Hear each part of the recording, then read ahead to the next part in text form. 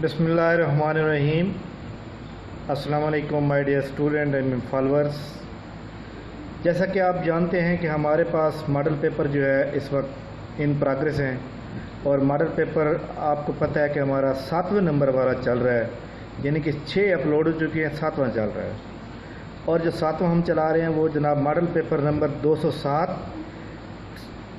Transport sub inspector 2019 में होता है।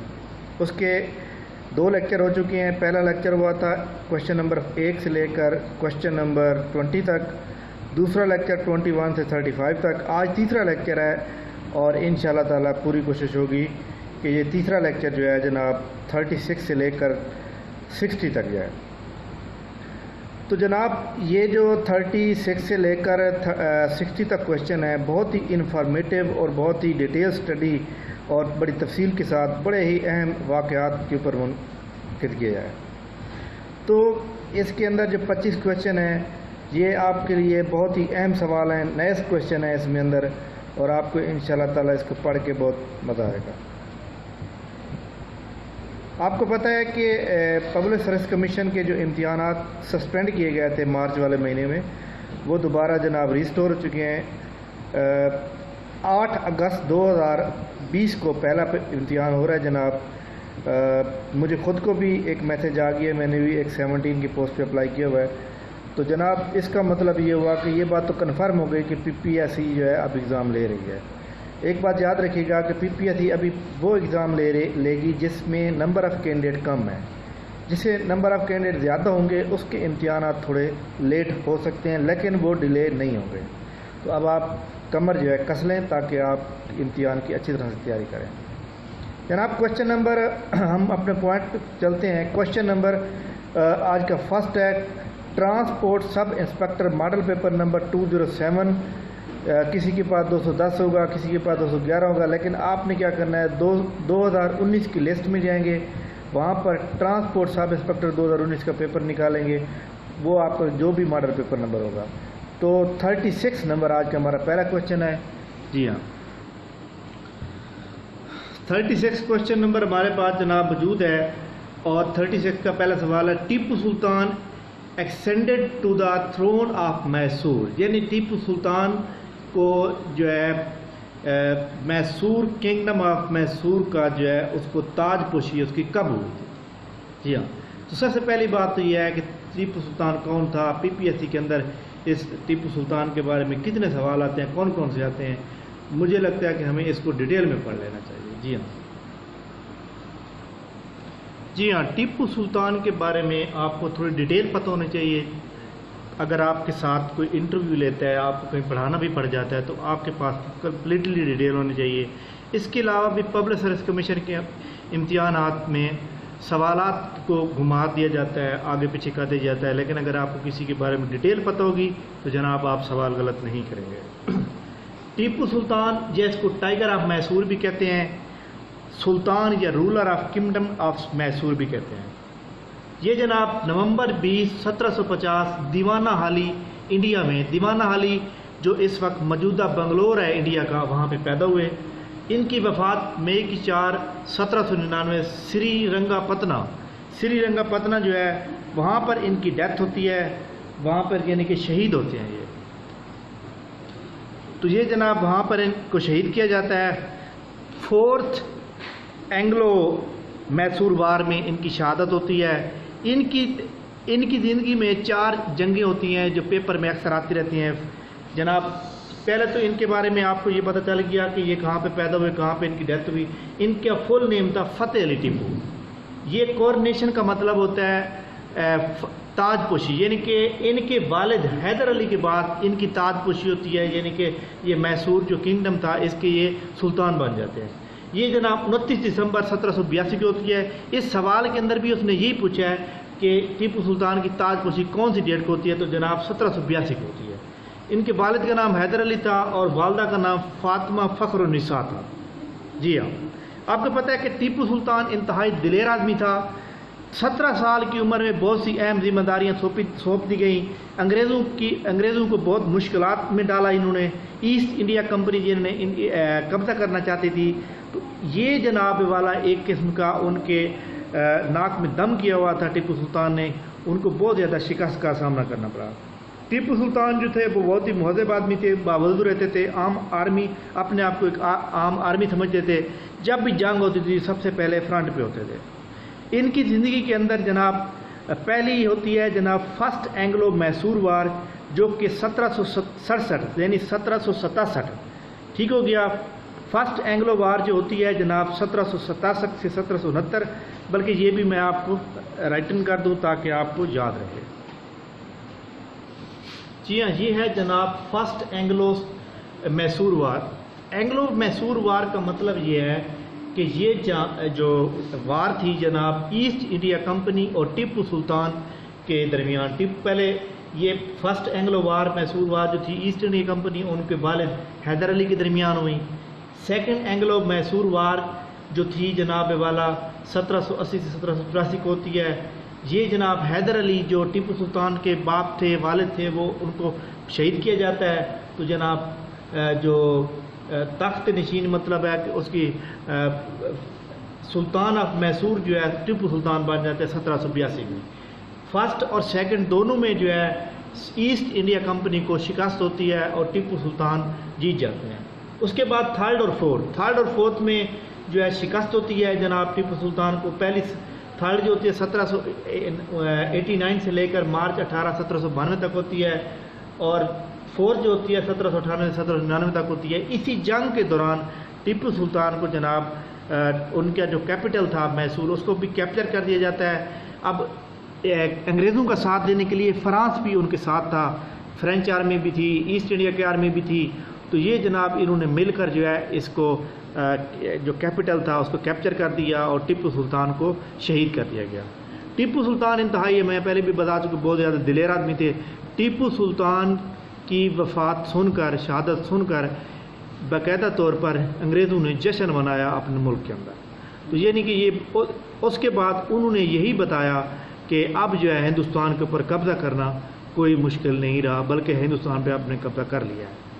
اس کے جو والد تھے اور وہی ان کے ٹیپو سلطان کے جو والد حیدر علی تھے، بالکل ان کی طرح یہ بھی مہارت رکھتے تھے، گوریلا وار کے ماہر تھے۔ گوریلا وار کیا ہوتی ہے؟ گوریلا وار جو ہوتی ہے جناب یعنی چھپ کر وار کرنا، چھپ کر وار کرنے کے یہ بھی ماہر تھے۔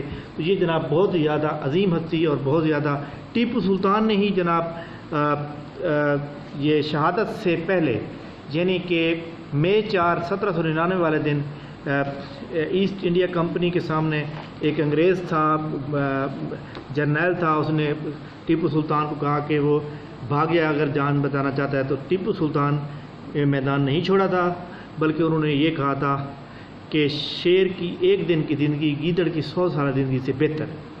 یہ لفظ اسی وقت انہوں نے کہ اسی دوران ان کو گولی مار دی جاتی ہے اور یہ شہید ہو جاتے ہیں۔ کوشچن نمبر جناب نیکسٹ پہ چلتے ہیں۔ اچھا، اس کوشچن کا جواب اب کیا ہوگا؟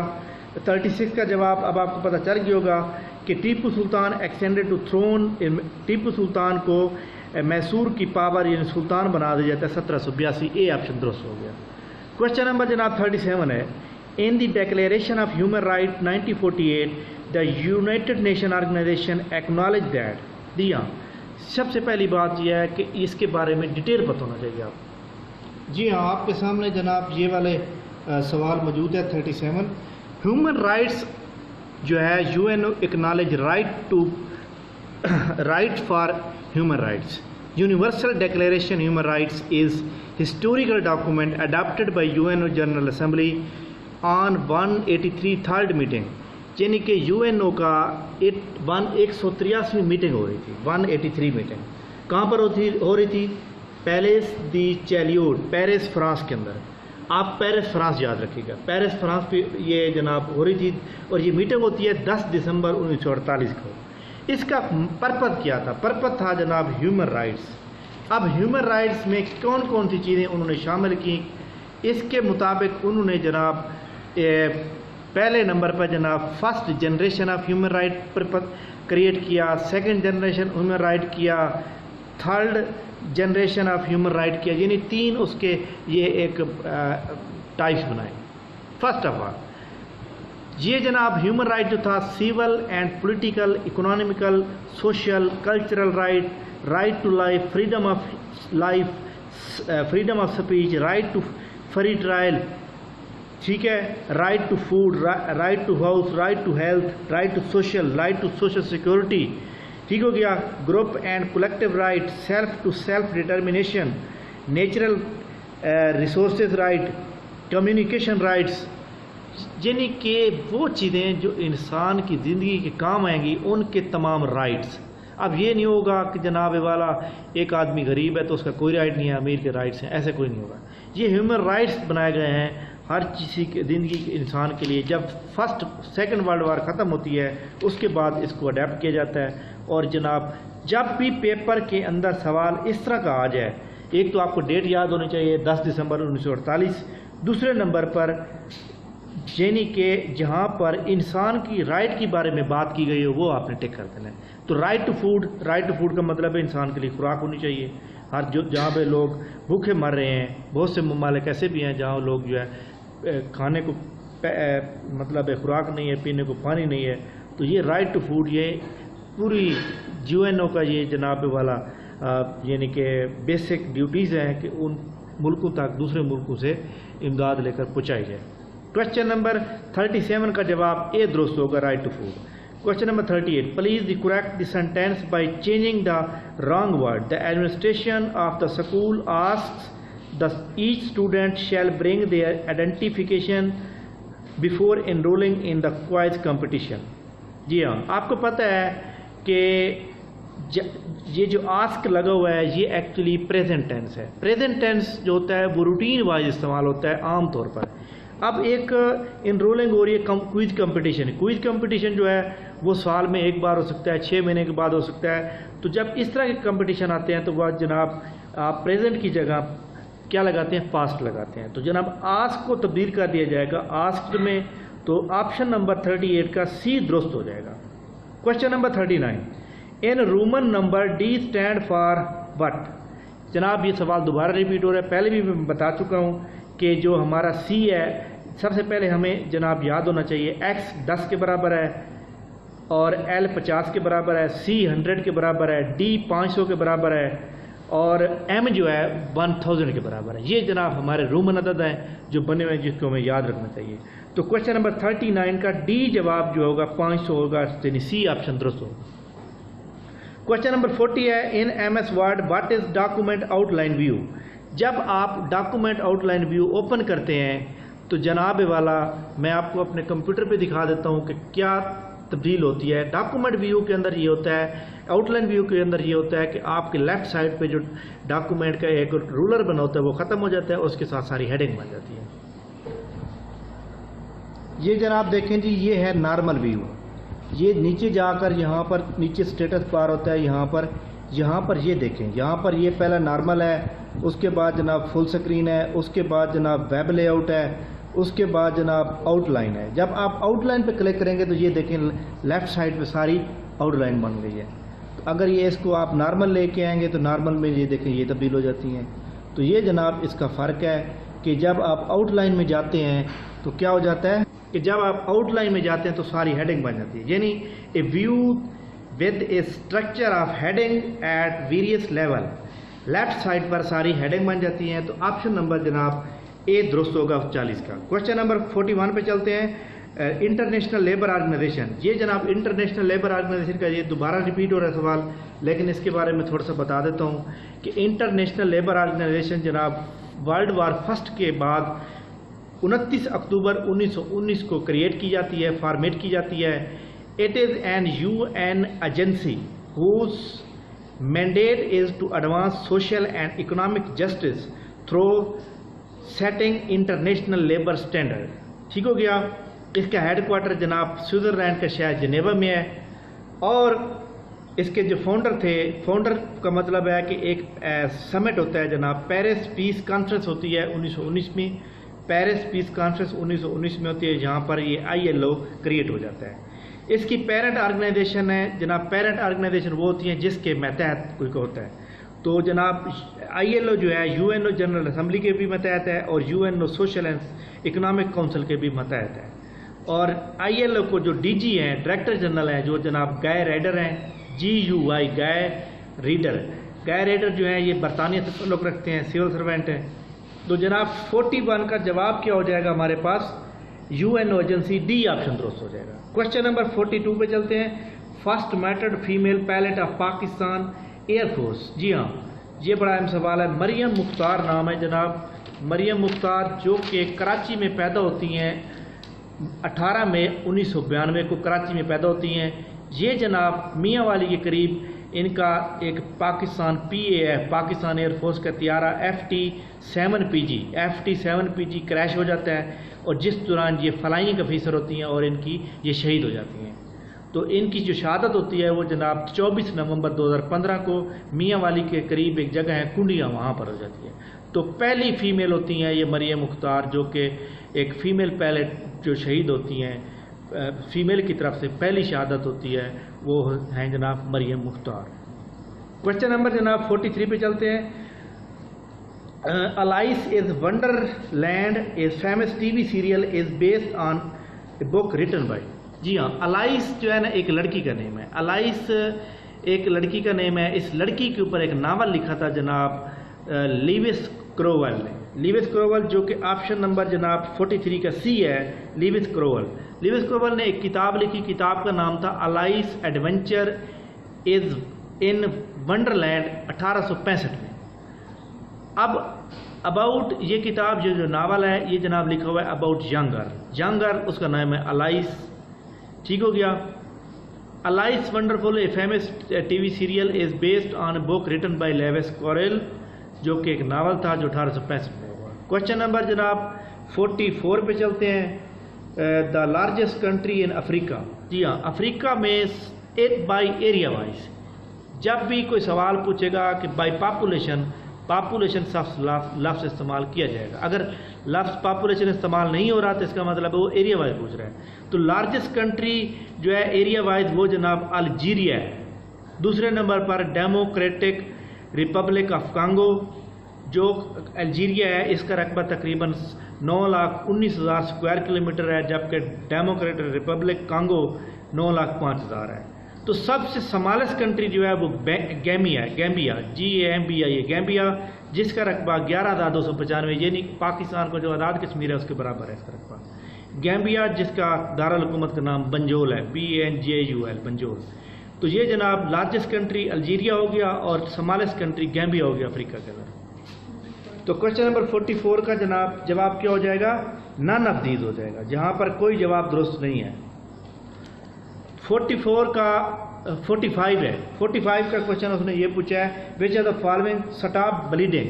آپ کو پتہ ہے، میں نے آپ کو بتایا تھا وٹامن آپ نے پڑھے ہوں گے کہ وٹامن کے کا کام کیا ہوتا ہے؟ بلڈ کو کلاٹ کرتا ہے. جس کے اندر وٹامن کے کی کمی ہوتی ہے اس کا بلڈ کلاٹ نہیں ہوتا، یعنی خدا نخواستہ کو زخم ہو جاتا ہے تو خون نکلنے لگ جاتا ہے. جس کا خون تھوڑا سا مطلب ہے کہ کلاٹ ہو جاتا ہے، یعنی کہ فوراً رک جاتا ہے، اس کا مطلب اس کو وٹامن کے کی کمی نہیں ہے.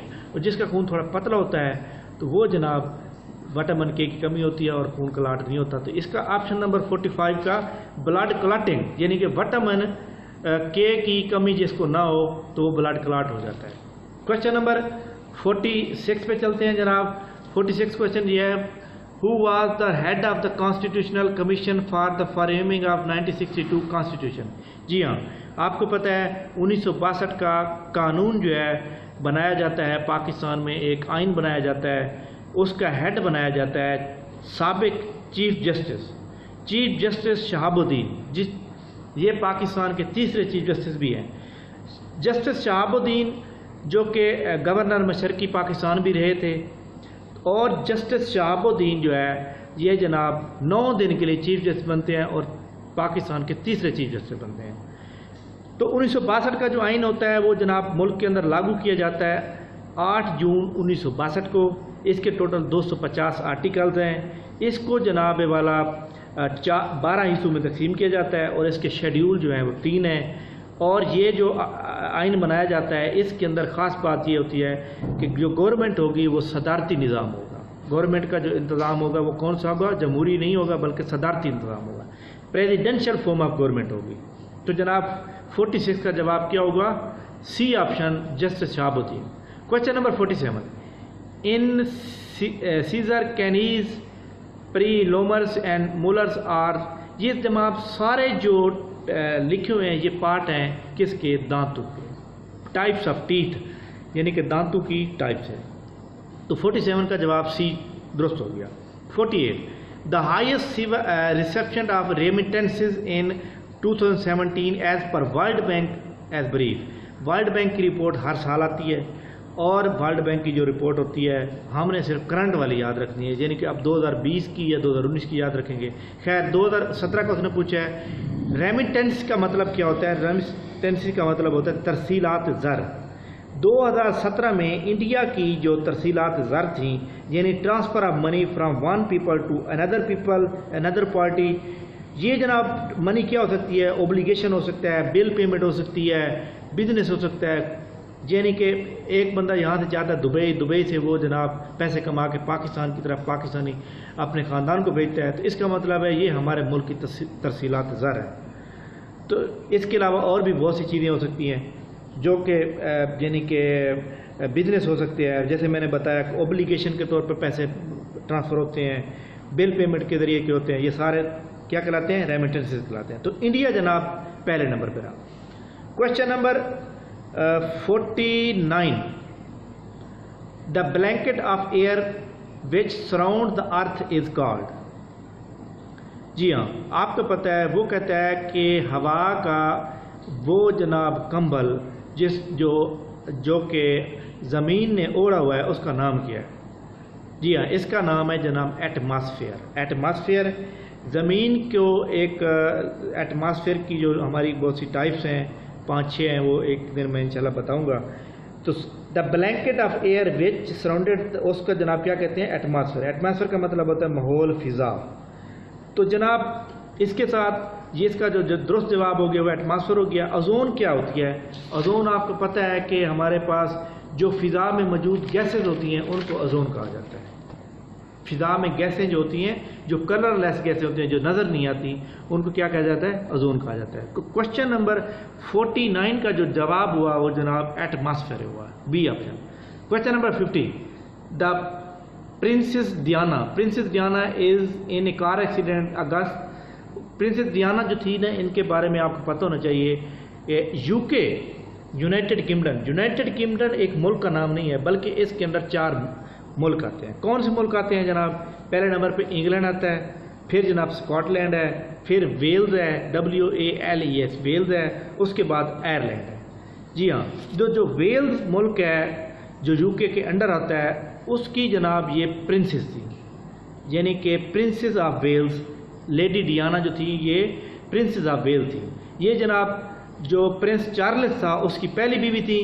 یہ جناب پیرس فرانس میں آئی ہوئی تھی کہ ٹور کے لیے، وہاں پہ کار میں ایکسیڈنٹ ہوتا ہے اور 31 اگست 1997 میں ان کی ڈیتھ ہو جاتی ہے. ٹھیک ہو گیا.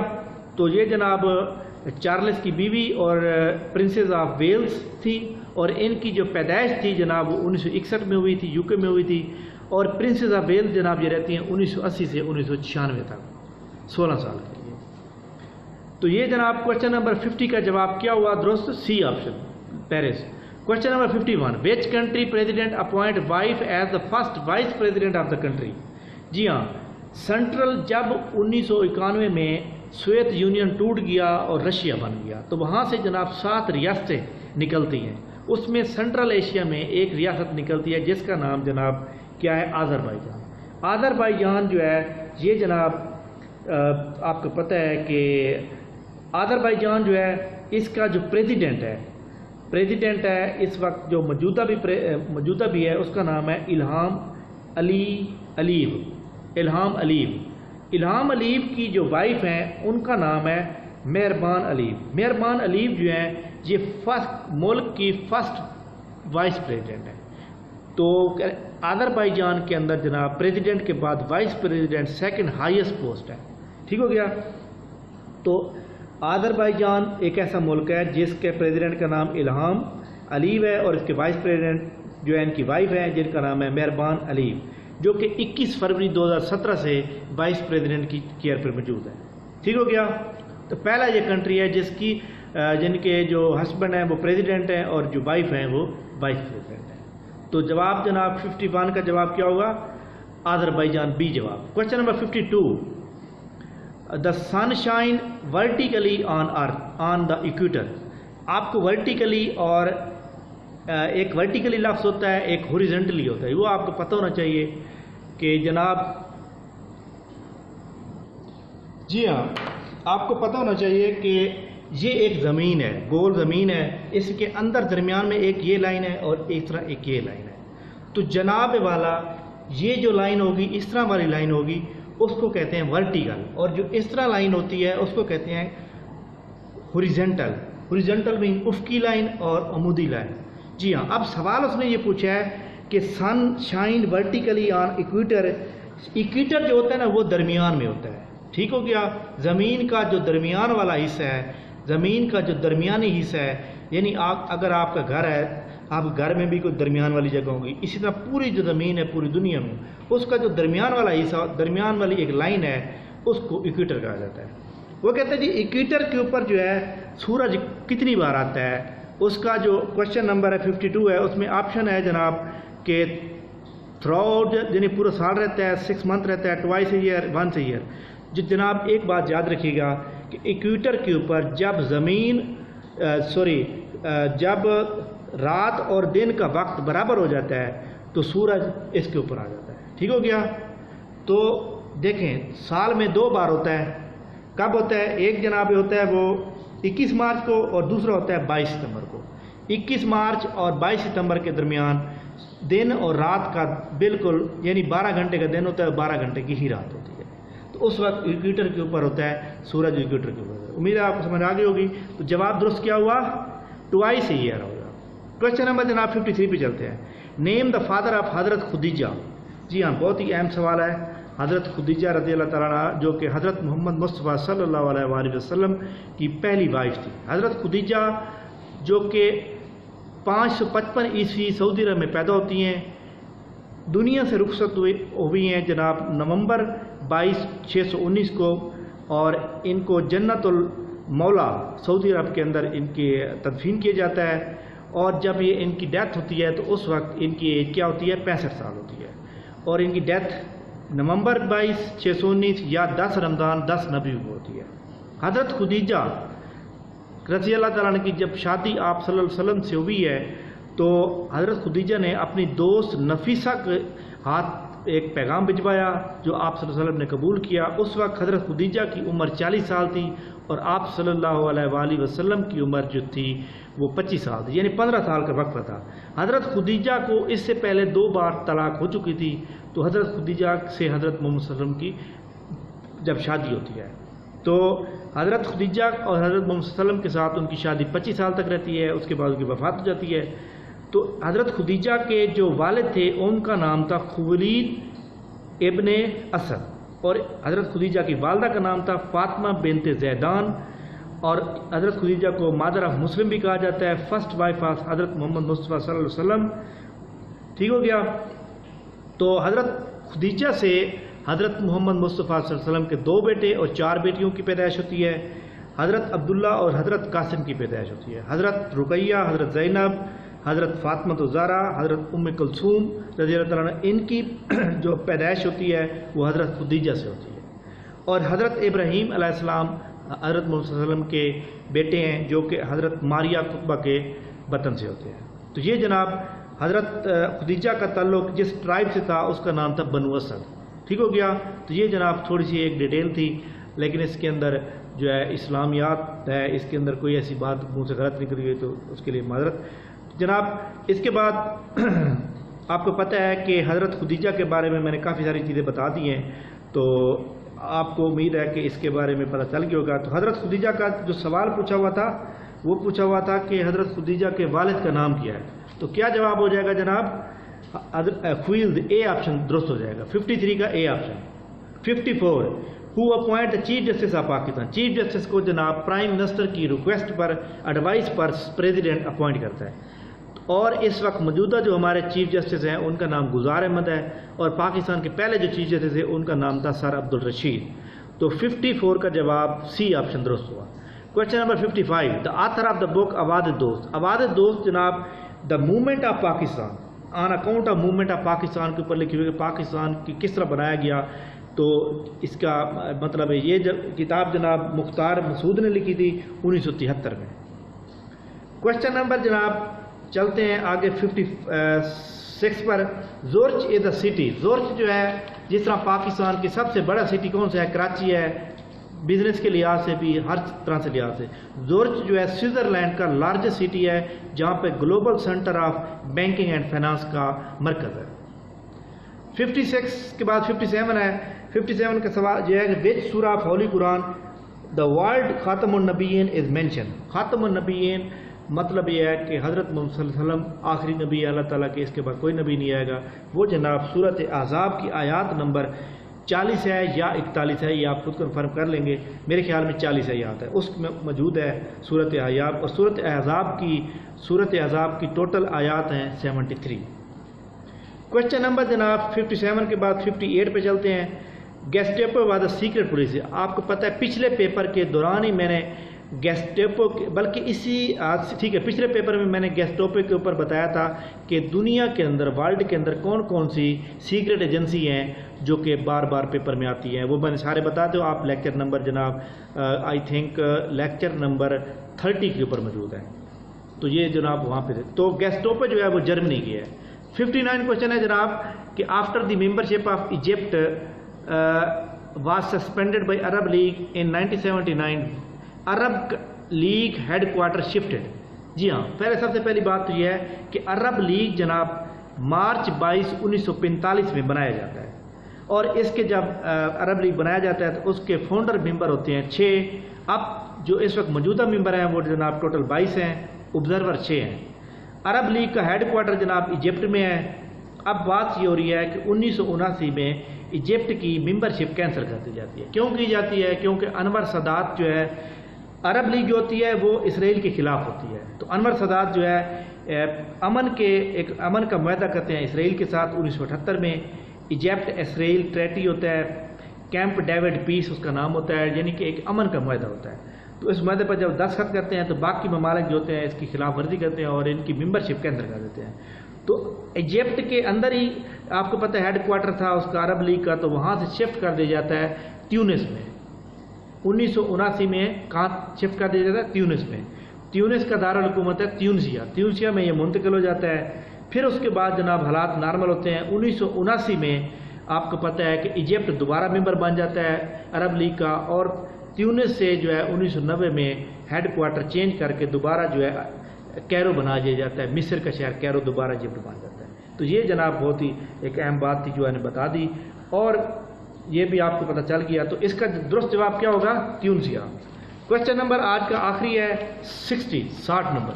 60 नंबर पे है जी long term president of the central Asian state Islam करीमो died 1963। He was the leader of. हाँ जी, ये सवाल अहम है। आपको पता है कि मैंने आपको पहले भी बताया है कि 1991 में जब सोवियत यूनियन टूट जाती है और रशिया के उसके 7 टुकड़े हो जाते हैं, उसके अंदर एक सेंट्रल एशिया का मुल्क होता है जिसका नाम जनाब क्या होता है? उज़्बेकिस्तान। उज़्बेकिस्तान का जनाब ये सेंट्रल एशिया का स्टेट है। उज़्बेकिस्तान जनाब एक ऐसा मुल्क है जहाँ पर उसको जनाब जब फाउंड किया जाता है तो उस वक्त उसका पहला प्रेसिडेंट जो बनता है उसका नाम है जनाब इस्लाम करीमो, जो 1 सितंबर 1991 से लेकर अपनी